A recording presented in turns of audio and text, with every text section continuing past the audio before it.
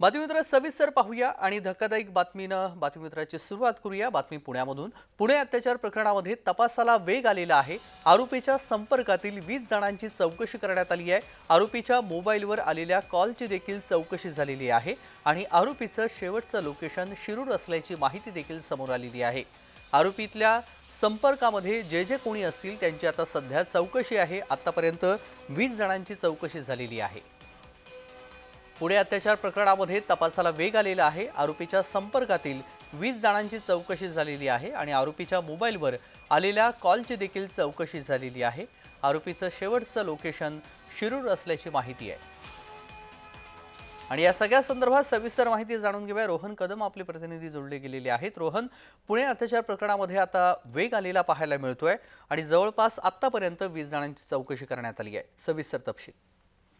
तेजस, अगदी बरोबर आहे। खरं तर पुणे पोलिसांनी त्याचे मित्रमंडळी असतील, जवळचे मित्रमैत्रिणी असतील, या सगळ्यांचं जे आहे ते रेकॉर्ड काढलेलं आहे। त्याचा DCR काढल्यानंतर त्यांनी या घटना झाल्यानंतर नेमकं कोणाकोणाला फोन केले या सगळ्यांना जे आहे ते पुणे पोलिसांनी ताब्यात घेतलं आणि या सगळ्यांची कसून चौकशी जी आहे ती चौकशी केलेली आहे। त्याच्या एका जुन्या मैत्रिणीला देखील त्याने ही घटना घडल्यानंतर साधारणतः 3 ते 4 वेळा फोन केलेला होता। त्या मैत्रिणीला देखील आज सकाळी जे आहे ते पुण्यातील स्वारगेट पोलीस स्टेशनमध्ये बोलून तिची कसून चौकशी केल्याचं समोर येत आहे। पुणे पोलिसांकडून या सगळ्या बाबतीत आणखीन टीम ज्या आहेत त्या जारी केलेल्या आहेत। याचा एकीकडे गुन्हे शाखेकडून देखील तपास केला जातोय, तर पॅरलली स्वारगेट पोलीस स्टेशनच्या अंतर्गत देखील हा सगळा तपास जो आहे तो सुरू आहे। परंतु अद्याप हा आरोपी दत्तात्रय गाडे पोलिसांना सापडलेला नाहीये। पुणे पोलिसांच्या टीम विविध ठिकाणी अजून देखील रात्रीच्या वेळेस या सगळ्यांमधून काम करताना पाहायला मिळत आहेत। यामध्ये पुणे जिल्ह्याच्या बाहेर हा कुठेतरी गेला असावा आणि विशेषतः बस स्थानकावर हा यापूर्वी देखील झोपायचा, तर त्या बस स्थानकाच्या शेजारी आजूबाजूच्या शहरातील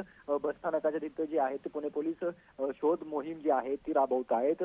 श्रीगोंदा असेल, दौंड असेल, या जवळच्या शहरांमध्ये पुणे पोलिसांच्या टीम आता देखील रवाना होऊन याला शोधण्याचा प्रयत्न जो आहे तो केला जातोय, अशी माहिती जी आहे ती विश्वसनीय सूत्रांकडून दिली गेली आहे। त्यामुळे आता हा आरोपी दत्तात्रय गाडे नेमका पुणे पोलिसांच्या हाती कधी लागतोय, आज रात्रीमध्ये हे सगळी पथकं जी आहेत ती काम करणार आहे। त्यामुळे आज रात्रीत हा आरोपी पुणे पोलिसांना सापडतोय का हे पाहणं महत्त्वाचं आहे। तेजस, अगदी। पण रोहन, लास्ट लोकेशन शिरूर आहे, इथलं एक शेवटचं लोकेशन आरोपीचं समोर आलेलं आहे। मात्र या सगळ्या प्रसंगी आतापर्यंत 20 जणांची चौकशी झालेली आहे। अजून या सगळ्या प्रकरणी चौकशी होण्याची शक्यता आहे?